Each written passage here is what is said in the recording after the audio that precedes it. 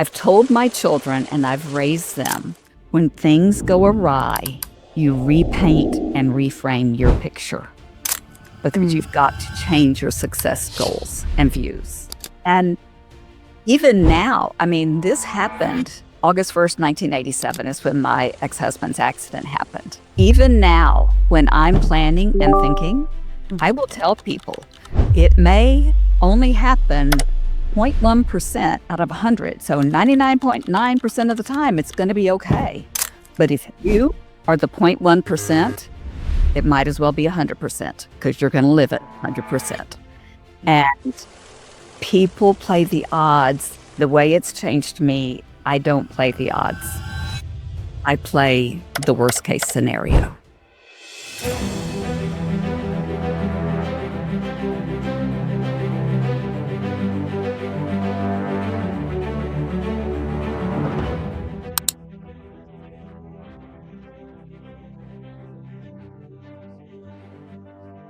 All right. Welcome to today's podcast, everyone. My name is Micah Smith, and we are here on the Rebuild and Rise show. And today I have a very special guest that I would like to introduce to everyone.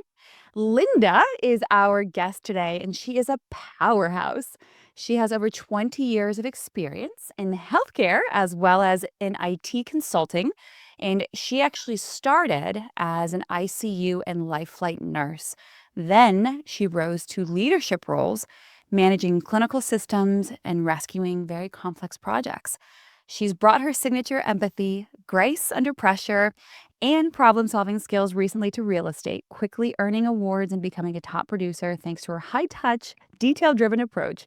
Linda is very passionate about sustainable landscaping, travel, and giving back, recently joining the board of the Epilepsy Foundation in Texas. She is a dedicated professional, a lifelong learner, and someone who always goes the extra mile for her clients and for her community. Please welcome the remarkable Linda to the show. Linda, thank you so much for joining me. I can't express it enough. Your story was very inspiring and you shared it very willingly. And I'm very grateful to have you here. So thank you. Thank you for having me. I appreciate it. Of course, of course. So I want to just jump right in. Again, you were so inspiring to listen to, and at the moment you started telling me your story, I was like, I have to have her on. I'm like, the world needs to hear her story. So Linda, your story is actually, and I do get emotional, so I'm gonna try to keep it back as much as possible. But this does go on YouTube, so it's okay. Um, your story is very heartbreaking and profoundly inspiring. I think most people are not prepared when life throws its hardest curveballs, but you were. Can you take us into your personal journey and the loss you experienced, and how it shaped you into the strong, resilient woman that you are today? I'll start with the loss I experienced and what happened then. I was 34. I had a just turned 4-year-old and an 18-month-old. And my husband went out for a bicycle ride and was rear-ended by a policeman going 70 miles an hour, Oh my which God. created a severe head injury. He was hospitalized for over a year. So it was quite traumatic on a very young family. He was a senior level executive. That's not the typical profile of a severe head injury. One of the things that I had done is I quit work and was a stay-at-home mom because I'd had a couple of children with some challenges. Well, when that happened, all of a sudden, there is no income. And so we had saved. Fortunately, I married somebody with a savings mindset and a savings background. So we had built our marriage on that and Wow. relied on that for a few years and then had to go back to work. I would encourage anybody at 12, when I used to be a basketball player when I was young. And at 12 years old, I was out on the driveway shooting hoops, and a neighbor came over and was talking to my mother, and they had no idea I was even listening. She had young children, and she had just lost her husband unexpectedly at 34. Walked in, found him dead on a Saturday morning. And she Yeah. was talking to my mom a year later, talking about the hardest thing that was the money, and she had no adult companionship, and she didn't know how she would take care of herself. And at that young of an age, I resolved I would always be able to take care of myself because I didn't want to repeat a story like that. Wow. I just had this mindset from listening to this woman's story when I was a child. And I think it benefited me. It served me very well. It doesn't mean I didn't do the usual foolish stuff in my early 20s Sure. and get myself into credit card debt to dig out of. Yeah. But, it was a learning experience. And I had to go back to work, obviously, and had to start saving on my own because my husband and I had gotten divorced. He did not feel the same after the head injury. And so the first thing I did was I started saving out of every single check. And I only started with a small amount, but every single time I got a raise, the raise went into the savings and I upped till I could get to the max that I could save. And then I would save enough to contribute to, my own savings plan. And then I always met and maximized my company's matching gifts so that I could just build enough, to be ready because I had to, feed the children, put the roof over their head, and prepare for college. We laid the foundation and then I just kept carrying that foundation forward. Wow. That is it's almost too hard to understand, and I don't think there's any words that I even have for what you've experienced, but it really seems to me that at such a young age, you were so impressionable, and it's amazing to me that you're one of the few people that learned from someone's mistakes instead of having to go through them personally on your own. I think that's a pretty unusual characteristic. Was there someone in your family that maybe you emulated or that you saw an example of, or truly you were just like, "I never want to experience that"? I truly was, I never want to experience that. Wow. Uh, it's it was heartbreaking to hear this woman talk to my mother, and it was like, "How do you recover from this?" And it impressed me, even at that young age, that, Mm. she was alone and had to do it on her own. And I've always had the mindset that things don't always go according to plan. So, Mhm. I've told my children and I've raised them, when things go awry, you repaint and reframe your picture because Mm. you've got to change your success goals and views. Mm. Powerful. Really powerful. One of the things that I highlighted on one of my most recent podcasts was plan on the plan, not going to plan. And even now, I mean, this happened August 1st, 1987 is when my ex-husband's accident happened. Wow. Even now, when I'm planning and thinking, Mm. I will tell people it may only happen 0.1% out of 100. So 99.9% of the time, it's going to be okay. But if you are the 0.1%, it might as well be 100% because you're going to live at 100%. And Yeah. people play the odds the way it's changed me. I don't play the odds. Yeah. I play the worst case scenario. Yeah. I think that's so smart, and it really is such an unusual mindset, which is again why I was captivated by your story. I think it's so unusual, and this is what we're trying to teach people, and we're trying to help them build new habits because when we talk about wealth and building financial freedom, people don't understand the power behind having money so you're no longer working just to pay your bills. And something that you had said to me when we had met is, "You don't work because you have to pay your bills. Why do you work?" I work because I enjoy it. My bills are paid for and I can. And I will say, I had to retire about 8 years early unexpectedly because my mother's health declined precipitously. Wow. And I traveled. I was a consultant, so I traveled all over the country, and after a couple of those calls of, "I've fallen and I can't get out from under the bed," and things Yeah. happening, I realized I can't continue traveling. And so I had to resign and take care of my mother. So, again, I was able to do that because I had prepared and saved. I think I just wish more people understood the power of being able to step away and being able to take care of your loved ones and being able to do what you need to do because you've been so wise for so many years.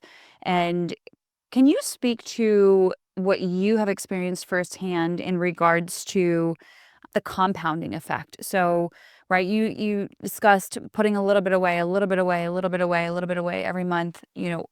Can you talk about the compounding effect? And can you also talk about the importance of, I think, one of the biggest things that I'm seeing in this generation that we're in now, I feel like we live in such a microwave society. I feel like people are just expecting such quick turnover and such quick profits and such big money so fast. Can you speak to the power of longevity and compounding when it comes to just doing something right and small every day, every week, every month? Yes, when I went back to work, and I had not worked for 6 years, so I did not go back in at the same level I had left. But I decided, I'm not used to getting this money, so I'm gonna put 10% into of what I make into, an account. And so I started doing that, and then every time I got a raise, the raise went into that account. I went to companies and I asked and looked into, "What do you match?" And whatever their matching was, I went for the max. So Awesome. I didn't start out, I think at the time I started, the amount you could put into your 401k was 15%. Well, Mhm. I couldn't take that much out of my salary. But then every single year, I went up another 2 or 3%. If I got a raise, I went up 2 or 3% to where I got to the max, and then I met the max on the matching. And it was a lifesaver. The thing I would do differently is I was very good for the first years of controlling my spending. But then as life got easier and kids left home, I started, getting much freer with my spending. Sure. So now I'm trying to get back to the balance of, I wanna travel, and that's where my focus on my spending needs to be. So even now, after having done it successfully, I still have to, change my habits and go back to thinking about it because longevity is an issue in my family. If I live to be 100, I wanna be able to take care of myself. Yeah. And I think that's something that a lot of people fail to think about. And they put it off, they put it off, they put it off, thinking someday, someday, someday. Well, someday pretty soon becomes today. And all of a sudden, we're looking at our savings accounts and our retirement accounts, and we're like, we no longer have that opportunity to just travel or to take off when we want to. We've got to work because we got to pay the bills. And it's not a place you want to be when you'd like life to be a little bit different. So I think that's really powerful. I wanted to ask you, so obviously we met because I came in, I did a credit seminar, and one of the things I talk about a lot is the importance of credit, and especially in seasons of transition or crisis. And how did having a strong credit score or the financial discipline, I know that that supported you very strongly during that really difficult life chapter. What advice would you give to others about building credit before they need it? Even if it's something small, on a credit card, build it and a history of paying. Keep your credit cards where you've got them for many, many years. I mean, I have credit cards that I've had for 25 years. Yeah, Don't take out a bunch of ad hoc ones. I did that at one point and had to pull back from that. sure. So, that I think was really important. And then paying everything on time. So Mhm. that I do everything through my bank now, and I Mhm. schedule it to get paid a day or 2 before because Mhm. from a technology background, I know technology fails at times, and still consider that late. So, I pay it a day or 2 before Yeah. to make sure that it's already there. I learned a lesson really, really young when I was, first out on my own, and I'd used credit cards too freely. And for Christmas, my mother helped me get out of debt. And I decided being beholden to my parents for getting out of debt was not a good way to live my life. Oh my gosh, I love that. So That is amazing. You really are quite a unique individual where most people be like, "Sweet, my parents are gonna bail me out," but you're like, "I don't wanna live this way." Well, let me tell you, when I left college, my mother's parting words. I graduated on Friday and moved out on Monday, uh, and started a new job on Monday. And my mother's parting words were, "You'll be back. You're not going to be able to make it on your own."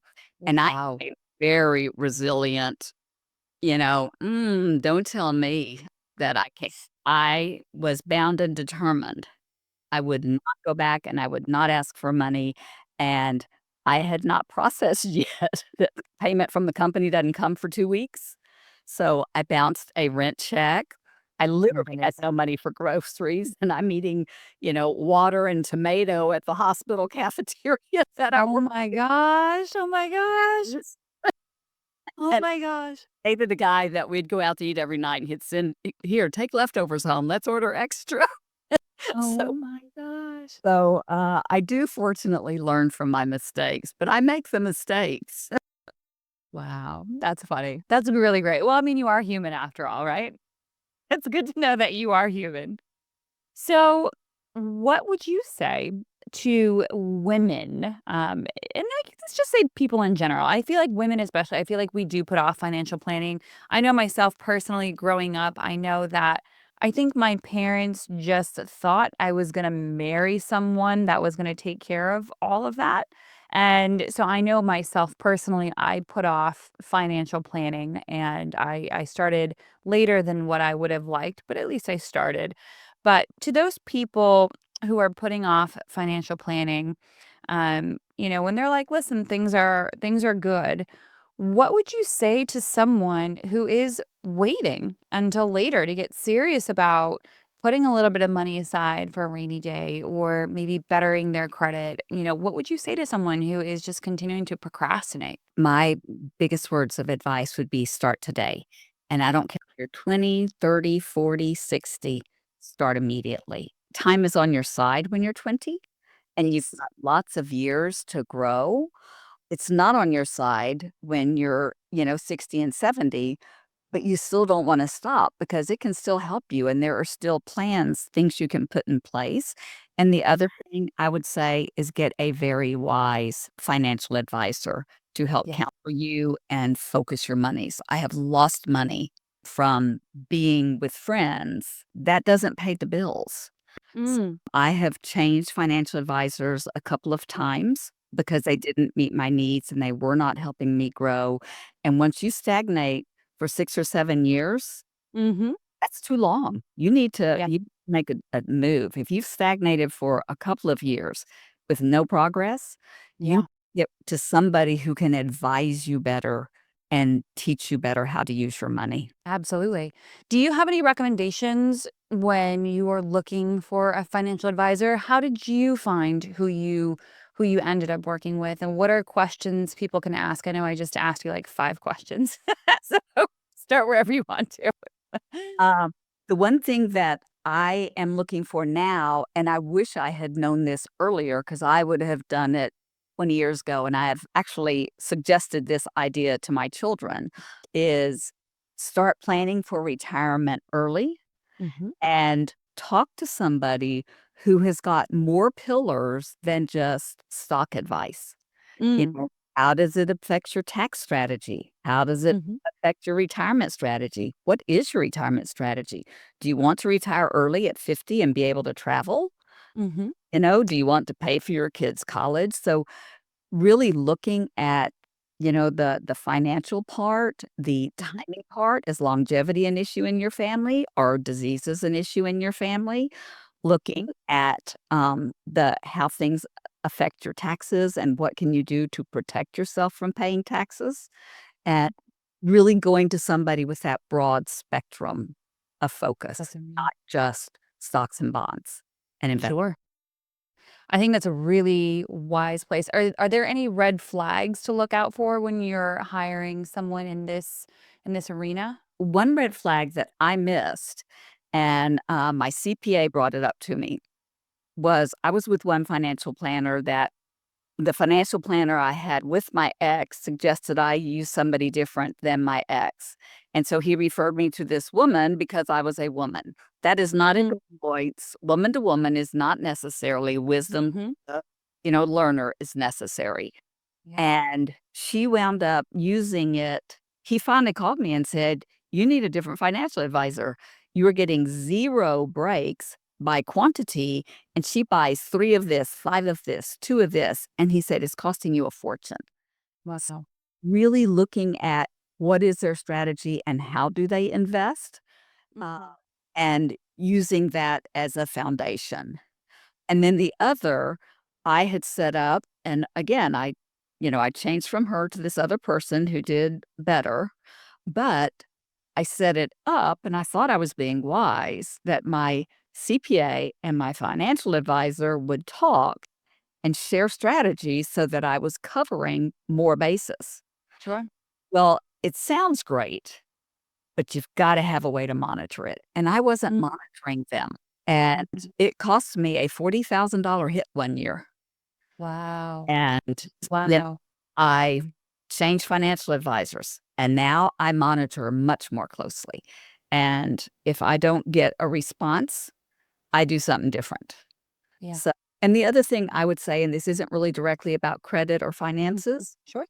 but start planning your exit strategy with your family and how you want to maneuver with that early. I'm starting that process now. I've had a will, I'm now doing a trust and so that you can transfer wealth more reasonably with less cost and less hassle. Very, very smart. Very, very, very smart in all things that I wish that more people understood. And this is why I wanted to have this conversation because you understand it and you're living it and you're doing it. So very wise words indeed. Can you tell me if your definition of wealth, has it evolved or changed based off of experiences that you've had or as time has gone on? How has your thought of wealth changed over the years? It has changed. It's changed quite a lot because I was so young when the accident happened and I was a stay-at-home mom, and I carried then the full brunt of my children's future and their college.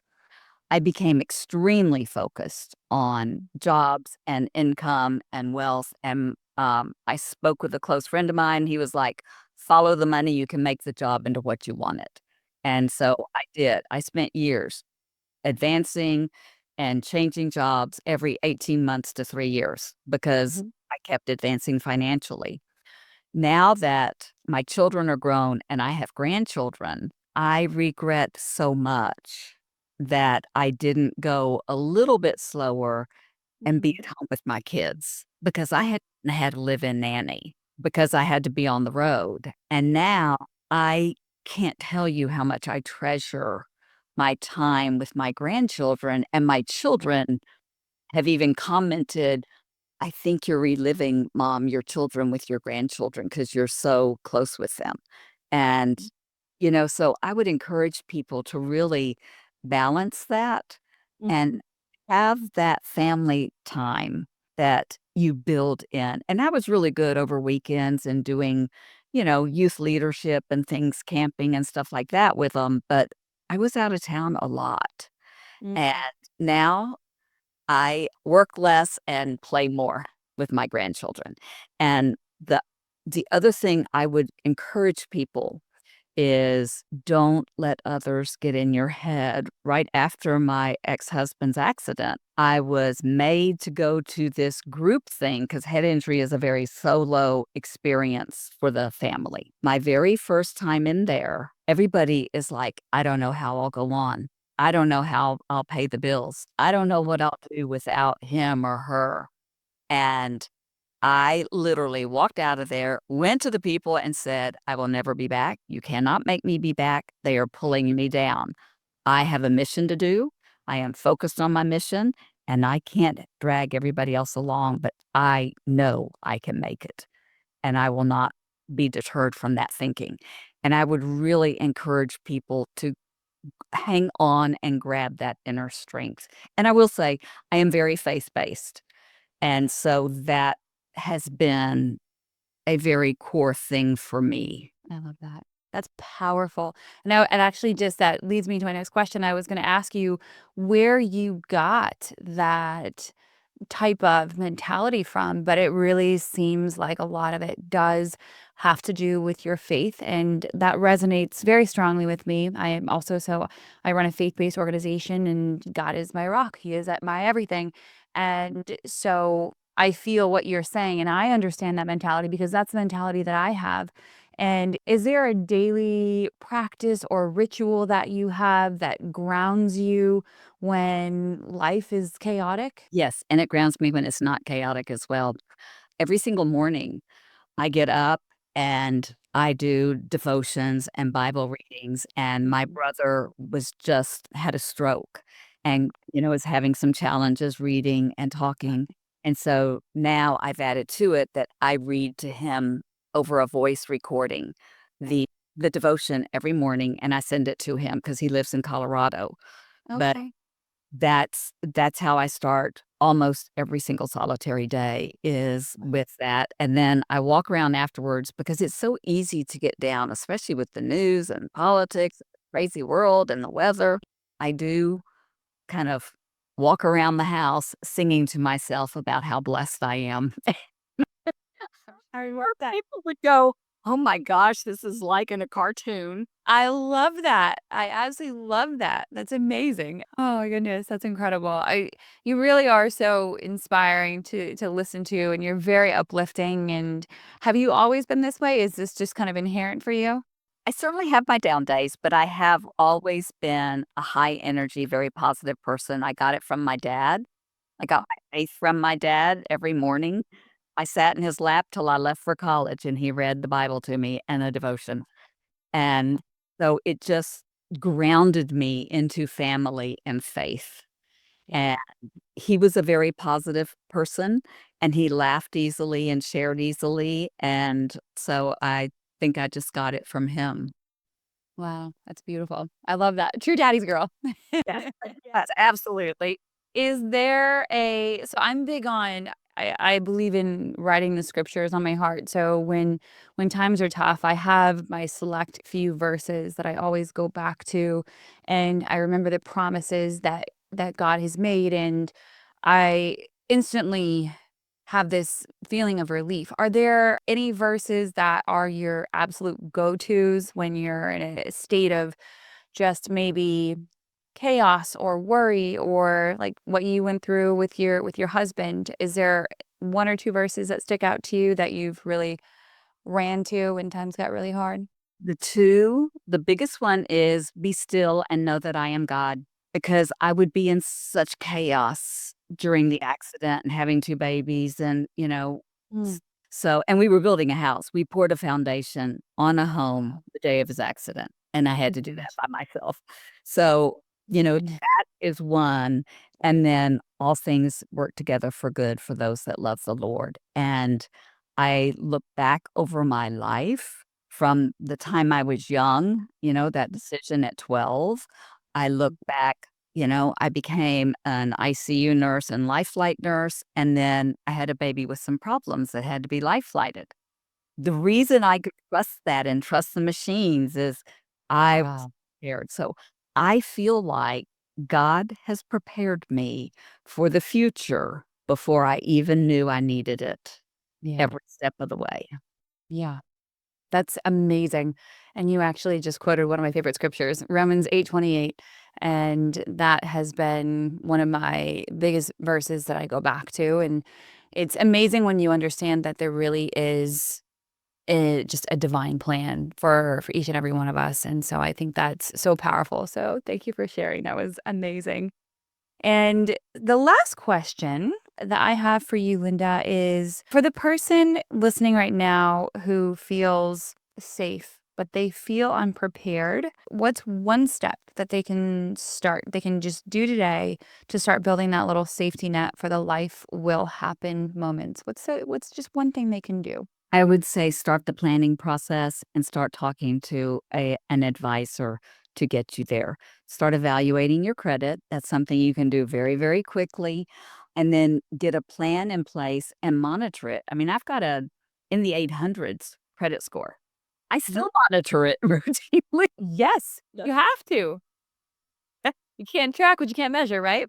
Exactly. So I would say start being aware of those numbers and then start talking to somebody to get that broad spectrum strategy in place. I love that. I love that. That's amazing. So, Linda, for everyone that would like to find you, maybe to follow your personal journey or to connect with you in regards to real estate, you are in the Houston, Texas area. That's where we met. How can people find you? Generally, email is the best way, and it's lindaricka@compass.com. I'm with Compass Brokerage, and it's just my name at Compass. And email is actually easier than all of the social media apps for me. Sure. Absolutely. Well, Linda, it was such an honor and a privilege to share with you and to hear some of your story. And I know you got a lot more gems. I wish we could just talk forever. You were an amazing, amazing gift, and it was so awesome to speak with you. So thank you for your time today, and we'll be chatting soon.